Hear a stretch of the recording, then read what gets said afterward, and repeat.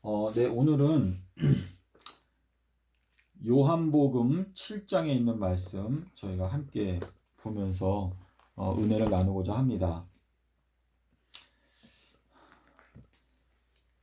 저희가 이제 절기에 대해서 우리가 공부를 하다 보니까 모세가 시내산에 올라가서 하나님 아버지 앞에서 40일 동안 이렇게 지내면서 우리가 이야기에는 그 기간 동안에 이제 여러 가지 절기 제도를 만들고, 그리고 이제 그 절기 제도를 레위기서와 출애굽에 기록을 해 놓았거든요. 근데 모세가 이 절기를 만들 때에 봄과 가을로 이렇게 두 군데로 나누어서 이렇게 했는데, 봄에 있는 절기는 아비벌에 있죠. 그리고 이제 가을에 있는 절기는 일곱 번째 달에 그 절기가 있습니다. 근데 이 가을에 있는 절기 중에서 이제 초막절, 또 대속제일, 나팔절이 이렇게 있는데, 어, 이 가을 절기를 선택할 때 일곱 번째 달로 이제 모세가 이 일곱 번째 달에다가 그 가을 절기를 다 넣었거든요. 근데 우리가 하나님께서 우리에게 안식일을 주실 때에 일곱 번째 날에 쉼을 주신다라고 이렇게 말씀하셨어요. 그래서 우리가 지금 창세로부터 감춰져 있었던 이 비밀들을 이제 우리가 깨닫게 되니까, 아담과 하와가 범죄한 시점이 기원전 4001년이다 라는 것을 이제 우리가 깨닫게 되면서, BC 우리가 지금 일곱 번째 날에 들어오게 된 것은 서기 2000년에, 우리가 이제 서기 2000년이 되면서 지구의 역사가 이제 범죄의 역사가 6000년이 끝나게 된다라는 것을 우리가 이제 깨닫게 되었어요. 그래서 이제 6000년이라고 하는 세월이 서기 2000년도에 끝났구나 하는 걸 우리가 알게 되면서, 이제 우리가 지금 살고 있는 이 2021년도는 일곱 번째 천년기구나 하는 걸 저희가 이제 깨닫게 되었거든요. 그래서 지금 저희가 이제 2021년도에 와 있는데, 우리가 지금 2021년도를 살면서 우리가 살고 있는 이 시점이 일곱 번째 천년기다라는 것을 깨닫게 됨과 동시에, 결국은 우리가 지금 가을 절기에 들어와 있구나 하는 것을 우리가 이제 동시에 알게 되었습니다. 그래서 우리가 지금 일곱 번째 천년기 중에서 첫 번째 해는 언제죠? 2001년. 그래서 우리가 2001년도는 우리가 나팔절이다라고 우리가 이해를 하면 좋겠고, 그다음에 2010년도는 대속죄일이구나, 이렇게 이해를 하면 되겠고요. 그리고 이제 2015년도에 무슨 사건이 있었죠? 중요한 사건이 테트라드 사건이 있었어요. 자, 테트라드 사건은 우리가 하늘에 있는 천체를 통해서 누가복음에서 예수님께서 말씀하신 일월 성신에는 무엇이 있겠다고 그랬죠? 예, 징조가 있겠다라고 말씀하셨는데, 이 테트라드의 사건을 여러분께서 아시는 분은 아시겠지만 잠깐 설명을 드리면, 요 가운데에는 계기, 월식, 일식이 있었어요. 계기, 일식. 자, 근데 요 계기, 일식이 언제 있었냐면 3월 20일에 있었는데, 요것이 주님의 생신이었어요. 생신. 자, 주님의 생신은 아비벌 1일 날 예수님께서 태어나셨잖아요. 그래서 요때가 바로 이제 계기 일식이 있었는데, 요게 아비벌 1일이었어요. 근데 요게 몇 년도인가 하면은 2015년도에 이렇게 있었고, 요 계기 일식이 있고 나서 2015년도에 6월절 때 뭐가 있었냐면 계기 월식이 있었어요. 자, 그리고 이제 가을에는 또 초막절이 있죠. 2015년도 초막절에 무엇이 있었는가 하면 역시 계기 월식이 있었어요. 자, 그리고 2014년도에 가면 2014년도에도 여기에도 역시 6월절에 계기 월식이 있었어요. 그리고 가을에는 또 뭐가 있죠? 초막절. 그렇죠? 초막절 때 여기에도 계기 월식이 있었어요. 자, 지금 우리가 이제 이 테트라드라고 하는 것이요, 지금 2014년도와 2015년도에 발생을 했는데, 여러분께서 요 내용을 천문학적으로 살펴보시게 되면 이게 예산일이 아니다라는 것을 금방 알 수가 있습니다. 지금 이 계기월식이 일어나는 게 6월절, 초막절, 6월절, 초막절에 그것도 2년 연속 이렇게 15일, 15일, 1월 15일, 7월 15일, 1월 15일, 7월 15일에 네 번의 계기월식이 일어나고 요 가운데에는 예수님의 탄신일에 계기일식이 일어나는데 이것은 정말 드문 일이에요. 이런 일이 저는 본 적이 없는 것 같은데 요게 이제 주님께서 이 재림의 징조로서 우리에게 주신 하나의 나팔 소리와 같은 것인데 누가복음에서 말씀하신 1월 성신에는 징조가 있겠다라고 하는 말씀하실 때 지금 이러한 천체 현상을 알려주심으로 말미암아 요 2015년도 요때에 이제 초막절이 시작된다라고 하는 큰 나팔 소리. 우리가 지금 절구제도를 연구해 보면은요 화인 요소도 물론 기록해 놨는데 안식이 시작될 때는 항상 나팔을 불었어요. 나팔. 그래서 지금 여기 15일 2015년도 이거 초막절인데 초막절에 해가 올 때 하나님께서 이 양쪽에다가 계기월식이 일어날 때 제가 이제 밤에 그걸 봤거든요. 밤에 보름달이 휘황찬란하게 떴는데 그게 점점점 가려지다가 그 달이 완전히 없어져요. 없어지게 되면 그 달이 빨갛게 변해요. 완전히 가려지게 되면 그 테두리하고 그 가운데가 붉은색으로 변하거든요. 그리고 이제 여기 계기일식 요때에도 제가 이제 그날 밖에서 이렇게 보니까 구름이 없는데도 마치 구름이 낀 날처럼 어두워져요. 이 대낮에. 그래서 요 현상을 보면서 저는 굉장히 그래서 이때 많은 기독교회의 많은 이 목사들이 이것을 해석하기 위해서 여러 가지 설교를 하고 했었거든요. 근데 이제 요것이 결국은 초막절 사건이고 우리가 이제 2022년도는 초막절 마지막 날, 큰 날. 이제 큰 날이 요게 이제 요한복음 7장 37절에 예수님께서 뭐라고 말씀하셨죠? 명절 마지막 날 큰 날 예수께서 자리에서 일어나서 큰 소리로 외치시기를 누구든지 목이 마르면 내게 와서 마셔라 라고 외치시면서 이는 주의 성령을 받는 자의 그 배에서 뭐가 나온다고 그랬죠? 생명수의 강이 흘러나온다 라고 말했어요. 자, 예수님께서 여기에서 이 배라고 하는 표현을 쓰셨는데 왜 배라고 하는 표현을 쓰셨을까요? 배. 자, 이 배라고 하는 것은 우리가 뭐 보통 이제 아가서에서는 창자 그리고 에스겔서에도 보면 에스겔서 2장 10절에 보면 에스겔아 너는 내가 너에게 주는 이 두루마리를 먹어서 너의 배에 창자에 채워라 라고 말씀하셨어요. 자, 근데 예수님께서 요나의 표적을 말씀하실 때에 마태복음 12장 40절에서 뭐라고 말했죠? 요나가 어디에 있었다? 물고기 뱃속에. 자, 물고기의 뱃속에 있었다라고 말했어요. 뱃속. 물고기 뱃속에서 삼낮 삼밤 있었던 것처럼 인자도 어디에서? 땅 속에서 삼낮 삼밤을 지내겠다 이렇게 말씀하셨는데 지금 우리가 요나서에 보면은 이 물고기 배라고 하는 게 나오거든요. 자, 우리 요나서 잠깐 가서 볼까요? 요나가서 2장에 요나서가 요나서 오바댜 다음에 요나인데 요나서에 보게 되면요 여기에 물고기가 나오는데 이 주제는 많은 신학자들이 연구하는 주제 중에 하나인데요. 여기에 나오는 물고기가 하나는 남성 명사고 하나는 여성 명사예요. 자, 그래서 우리 여기 요나서 집사님 피셨는데 우리 1장 17절에 여기 보실래요?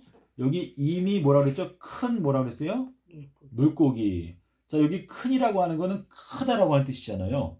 근데 이제 물고기 여기에 나오는 것은 요거는 남성 명사. 남자 물고기예요. 남자 물고기. 남자 물고기를 준비하셔가지고 지금 요나를 삼켰다라고 말했어요. 자, 그런데 우리가 이제 2장 1절에 가면은 여기 뭐가 나오죠? 2장 1절에 요나가 물고기 뱃속에서라고 나오죠. 여기에 나오는 요 물고기는 여자 물고기예요. 여자 물고기. 그래서 제가 요거를 좀 생각을 해봤는데요.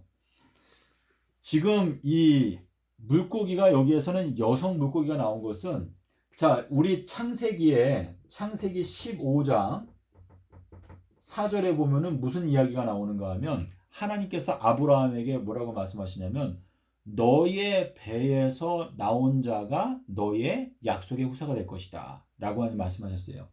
자, 아브라함이 나이는 할아버지가 됐는데 어떻게 해서든지 뭐 후손을 세워야 뭐 되니까 어떻게 했죠? 하갈을 취해가지고 아이를 낳았어요. 그래서 이스마엘이 태어났거든요. 근데 하나님께서 아브라함에게 뭐라고 말씀하셨죠?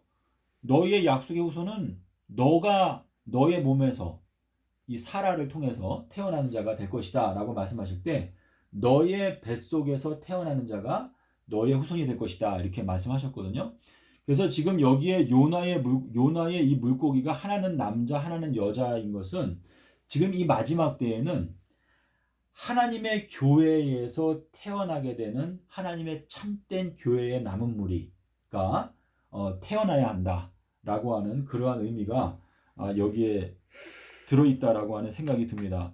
그래서 이 배에서 생수의 강이 흘러나온다라고 하는 것은 우리가 주님의 성령의 은혜를 통해서 우리가 그 말씀을 소화하고 우리가 깨닫게 될 때 우리의 생애 가운데에서 사실상 예수 그리스도가 태어나는 것을 말하는 것입니다. 그래서 계시록 12장에 보면은 그 여자가 남자 아이를 낳는다라고 표현한 것은 이 마지막 때에 진리의 말씀을 우리가 연구하고 어떤 산고의 고통을 겪지만 그 과정을 통해서 순수한 하나님의 진리의 말씀을 갖게 되는 하나님의 교회, 하나님의 공동체가 태어나게 되는 그러한 것을 설명하고 있는 것인데요.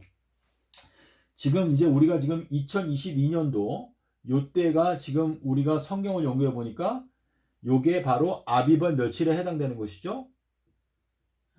아비벌 10일. 아비벌 10일에 해당되는 거예요. 자, 아비벌 10일에는 하나님께서 너희가 뭘 하라고 그랬죠? 너희가 양을 선택하라라고 말했어요. 그래서 우리가 지금 이 지구 역사 전체를 관통하는 숫자가 뭐냐면 아비벌 10일 날은 아담과 하와가 범죄한 날짜를 나타내는 숫자이고 그리고 아비벌 14일은 뭐죠? 예수 그리스도께서 죽임을 당하신 날짜를 나타내는 거예요. 그리고 이제 아비벌 18일은 뭐죠?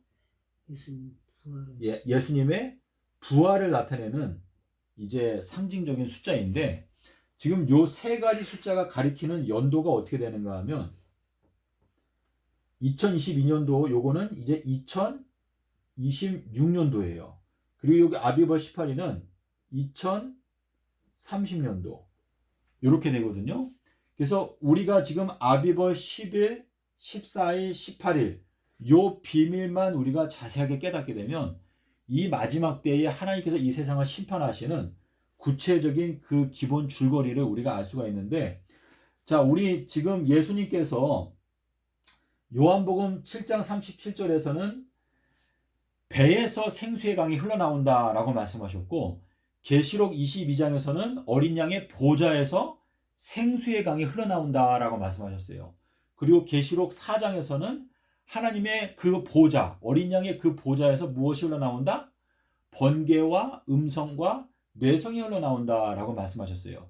그래서 우리가 알 수 있는 것은 어린 양의 보좌 또는 하나님의 보좌에서 흘러나오는 것은 생명수의 생명 그 강줄기가 흘러나오는 것인데 그 생명수의 강은 바로 번개, 우레, 또 음성, 그러니까 예수님의 말씀, 예수님께서 뭐라고 말씀하셨는가 하면 내가 너희들에게 이른 말이 뭐라고 그랬죠? 영이고 생명이다. 그러니까 예수님의 입술에서 그 나오는 그 말씀이 생명수의 강이다 라고 하는 뜻이거든요. 근데 계시록 4장에서는 어린 양의 그 보좌, 하나님의 보좌에서 번개와 우레와 뇌성이 나온다라고 말씀하셨어요. 근데 우리가 계시록을 살펴보게 되면요, 계시록에 어떻게 나오는가 하면, 자, 지금 우리가 알 수 있는 것은 제가 이제 여기 적게 되면 번개, 자, 번개가 있고 번개가 치게 되면 이제 우레소리, 뇌성이 들리죠. 그리고 이제 음성, 요 세 가지가 하나님의 보좌에서 흘러나오게 되는 요 세 가지인데 요것은 이제 계시록 4장 5절에서 표현하고 있거든요. 자, 근데 이 계시록 4장의 요 배경이 뭐죠? 이 일 후에 내가 보니까 뭐라 했어요? 하늘에서 소리가 나는데 올라오라 그랬죠. 올라오라. 자, 이 올라오라라고 하는 것은 우리가 어제 살펴본 대로 예수님께서 요단강에서 올라오실 때, 자, 그리고 여호수아서 4장 19절에서는 이스라엘 백성들이 요단강에서 언제 올라왔다고 그랬죠? 아비벌 10일 날 요단강에서 올라올 때에 12개의 돌을 갖고 올라왔다라고 이렇게 말하고 있거든요. 그래서 우리가 이 계시록 4장은요. 예수님께서 침례받으신 마태복음 3장 16절과 짝이 되는 내용이에요. 그래서 예수님께서 침례받으실 때 요단강에서 올라오셔서 기도하고 계실 때에 하늘이 열리면서 하늘에서 비둘기의 성령이 내려왔어요. 그러면서 너는 나의 사랑하는 아들이다 라고 하는 음성이 들렸거든요. 근데 그 똑같은 내용이 계시록 4장에서 설명되어지고 있는데 하늘에서 올라오라 라고 하는 소리가 들릴 때 요한이 하늘을 보니까 거기에 하늘이 열리게 되면서 열린 문이 보이는데 그 열린 문을 통해서 이 하나님의 보좌를 보게 될 때 요한이 성령에 감동하였다. 그것은 이제 비둘기 성령에 의해서 감동을 받게 될 때 보좌를 보게 되었다라고 하는 것은, 자, 비둘기라고 하는 건 요나라고 그랬잖아요. 그래서 요한이 요나의 표적을 깨닫게 되면서 하나님의 보좌를 보게 되었는데 그 보좌를 보게 되었던 그 날은 보름달이 뜨던 주의 날에 그 계시를 받았다라고 하는 것을 이 계시록 1장 10절에서 설명하고 있거든요. 그래서 우리가 이 내용을 종합하게 되면은 이 계시록 4장 5절이 성취되게 되는 시점은 바로 2022년이다라는 것을 저희가 알 수가 있습니다. 예수님께서 침례받은 해가 AD 26년도에 침례를 받으셨죠. 그리고 예수님께서 십자가에서 죽으신 건 언제죠? 30년도에 십자가에서 죽으셨죠. 자, 그리고 이제 부활하게 된 것은 수요일 날 돌아가시고 일요일 날 부활하셨지 않습니까? 그래서 그거를 우리가 연도로 만약에 표시하게 되면 요거는 이제 AD 34년이 되는 것인데, 요것이 요 마지막 때에는 2022년도가 우리가 이제 침례를 받게 되는 시점. 다시 말해서 우리가 하나님의 그 은혜로 말미암아 물에서 올라왔을 때 우리가 하나님 앞에 간절히 기도하게 되면 비둘기 성령이 내려오게 되는 시점이다 라고 하는 뜻이거든요. 그래서 비둘기 성령이 내려온다라고 하는 그것을 이제 주님께서는 여기에서 번개와 뇌성과 음성이 하나님의 보좌에서 나온다라고 하는 것을 지금 계시록 4장에서 설명하시고 있어요. 그래서 지금 여기에서 이 계시록 4장 5절이 해당되는 것은 바로 요 2022년도를 가리키고 있습니다. 그런데 이제 2022년도가 지나서 2026년도가 되면 2026년도에는 무슨 일이 있냐면 인치는 일이 끝나게 되면 어떻게 되죠? 그때부터는 땅과 바다와 나무가 침을 당하게 된다라고 말씀하셨어요. 그래서 우리가 계시록 8장, 우리가 계시록 8장 5절에 가면 계시록 8장 5절. 자, 우리 여기 말씀을 좀 보면서 설명을 드리겠습니다. 우리 계시록 8장에 가면은요.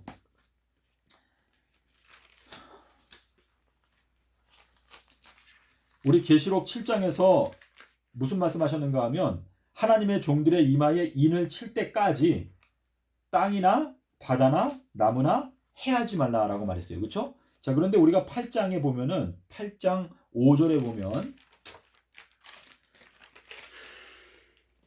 8장 5절은요. 이제 일곱 나팔을 불기 직전에 설명하고 있어요. 8장 5절에 보면 천사가 향로를 가지고 단 위에 불을 담아다가 땅에 쏟음에 뇌성과 음성과 번개와 지진이 나더라라고 기록하고 있어요.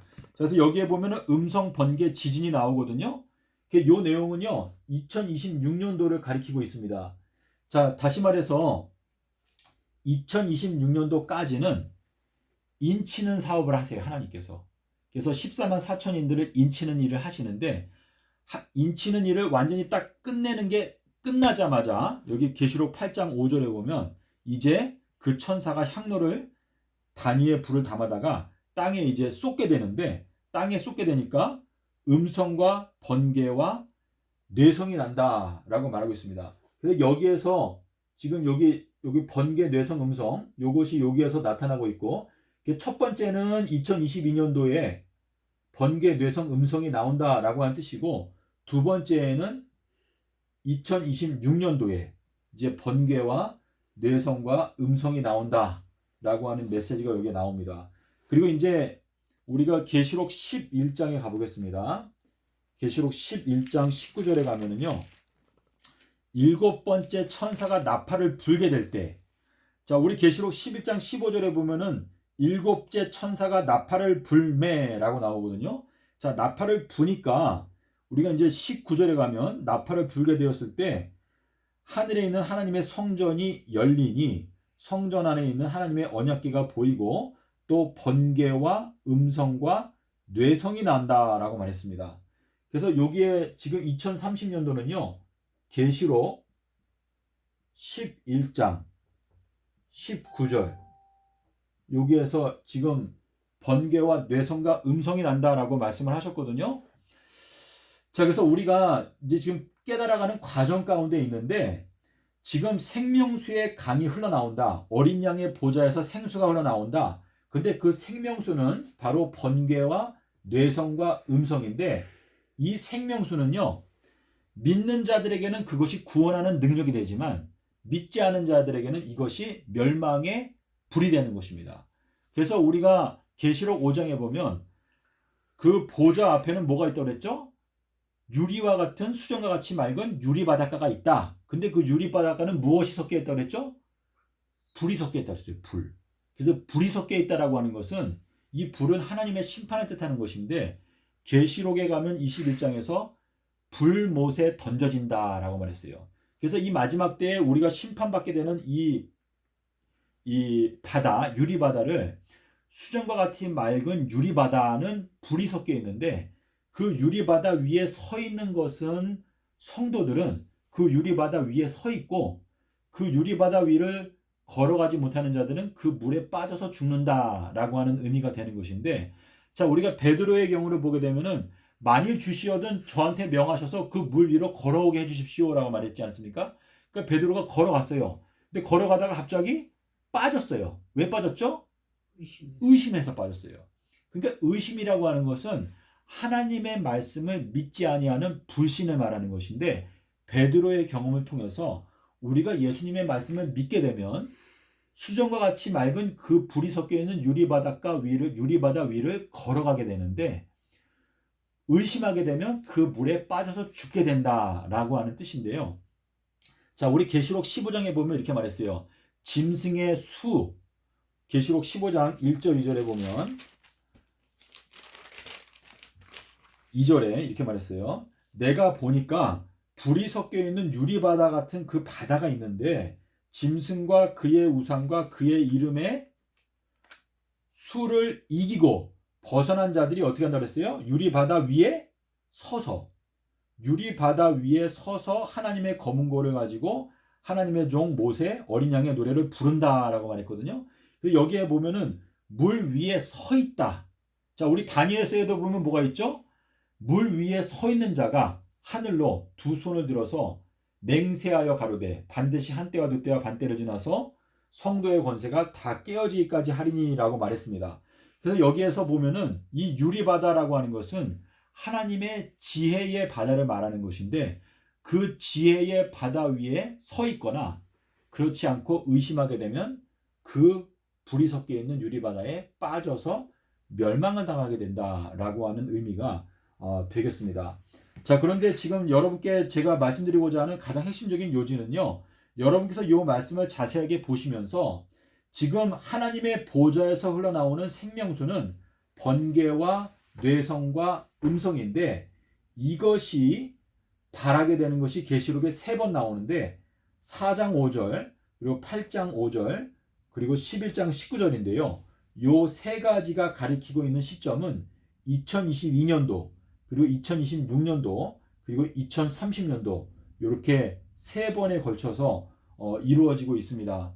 그래서 우리가 이 말씀을 깊이 명상을 해야 될 필요가 있다고 생각이 됩니다. 그래서 왜냐하면 하나님께서 이 마지막 때 사람들을 심판하실 때 세 그룹으로 나누어서 심판을 하시는데, 자, 우리 에스겔서 5장 12절에 그 내용이 잘 나와 있죠.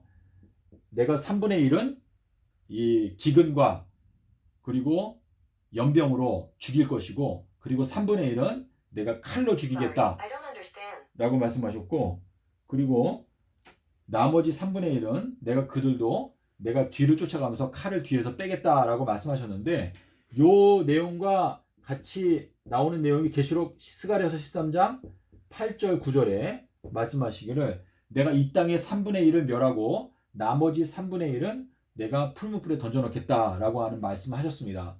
그래서 지금 이 번개, 뇌성, 음성이 나오는 것이 계시록에서 3번 나타나고 있는데, 이것은 지금 아비벌 10일, 아비벌 14일, 아비벌 18일 여기에 해당되는 시점에 지금 번개, 뇌성, 음성이 나타나고 있기 때문에 이것은 결국 하나님께서 이 세상을 이 마지막 때에 심판하시는 3단계를 우리에게 가르치는 것이다 라고 하는 생각이 저의 마음 가운데 들게 되었습니다. 예, 그래서 지금 주님께서 우리에게 말씀하시는 이 초막절 마지막 날, 요것이 2022년도거든요. 그래서 2022년도에는 주님께서 우리들에게 늦은 비를 부어주시는 해가 되는 것입니다. 그래서 요 2022년도가 우리가 쉽게 말하면 번개의 해가 된다라고 하는 뜻이고, 주님께서 나귀를 타고 오시는 해가 된다라고 하는 의미가 되겠습니다. 그래서 여러분께서 지금부터 마음 준비를 철저히 하시고, 그리고 날마다의 생애 속에서 주님의 말씀을 정말 상고하고 베레아 사람처럼 신사적인 그러한 정신을 갖고 우리가 말씀을 살피며 날마다를 지내게 되면 2022년도가 되었을 때 주님께서 우리들에게 이 늦은 비 성령을 통해서 우리에게 큰 변화를 허락해 주실 것이다 라는 것을 기대할 수가 있겠습니다. 자, 우리 사도행전에 있는 말씀 한 말씀 저희가 보고, 사도행전에 보시면은요, 주님 앞으로부터 새롭게 되는 것이 온다라는 말씀이 있거든요. 자, 이 말씀이 굉장히 우리의 귀에 익숙한 말씀인데, 3장에 보게 되면 3장 19절에서 뭐라고 말하는 거 있냐면 너희가 회개하고 죄 용서를 받으라. 자, 회개하고 죄 용서를 받는다라고 하는 것은 누가복음 3장 3절에서 물 침례를 받고 죄를 용서를 받으라라고 하는 그 기별인데요. 그게 이제 2022년도가 핵심적인 해이거든요. 물 침례를 받게 되는 AD 26년도에 침례 요한이 외쳤기 때문에. 자, 근데 여기에 보면은 주님의 어디에서부터 온다고 그랬죠? 유쾌하게 되는 것이 주님의 얼굴로부터. 예, 그래서 여기 19절의 이 내용을 여러분께서 꼭 기억하시면 좋은데요. 여기에 주님의 얼굴로부터 유쾌하게 되는 때들이 오게 된다라고 말씀하셨어요. 여기에 이제 얼굴, 요 얼굴이 이제 중요한 단어인데, 여기는 주 앞으로부터 나왔어요. 예, 그 앞에라고 하는 단어가 이제 헬라어로 얼굴이라고 하는 단어거든요. 주님의 얼굴로부터 유쾌하게 되는 때들이 오게 된다. 근데 이 얼굴이 바로 이 번갯빛을 가리키기 때문에 2022년도가 주님께서 우리에게 번갯빛을 비추어 주시고, 누가복음 11장 36절에서 말씀하신 대로 이 번갯빛은 등불에서 비추어 나온다라고 말씀하셨습니다. 그래서 침례 요한이 등불이다라고 말씀하셨기 때문에 침례 요한의 기별을 우리가 깊이 연구하게 되면 번갯빛을 깨닫게 되고 우리의 마음 가운데 환한 빛을 하나님께서 비추어 주신다라고 하는 의미가 되겠습니다. 그래서 우리가 기독교인으로서 2022년도에 우리가 번갯빛을 깨닫고 빛의 자녀가 되는 것이 저희들의 목표고, 2023년도가 되면 이제 문이 닫히기 때문에 우리가 방주에 들어갈 수 있는 기회가 2022년도가 마지막 기회가 된다라고 하는 의미가 되겠습니다. 제가 오늘 여기까지 말씀을 드려야 될 것 같은데요. 부디 여러분께서 궁금하신 것이 있으면 우리가 서로 대화하고 또 함께 기도하면서 하나님의 뜻을 그냥 있는 그대로 또 허심탄회하게 이 말씀을 살피게 되면 하나님의 뜻이 분명하게 드러나게 될 줄로 믿습니다. 여러분께서 혹시 반대하는 내용이 있거나 하시면 댓글을 달아주시고, 우리가 이렇게 대화를 통해서 하나님의 말씀을 풀어감으로 주님의 뜻을 함께 이루어가는 여러분과 저가 되었으면 좋겠습니다. 감사합니다. 아멘.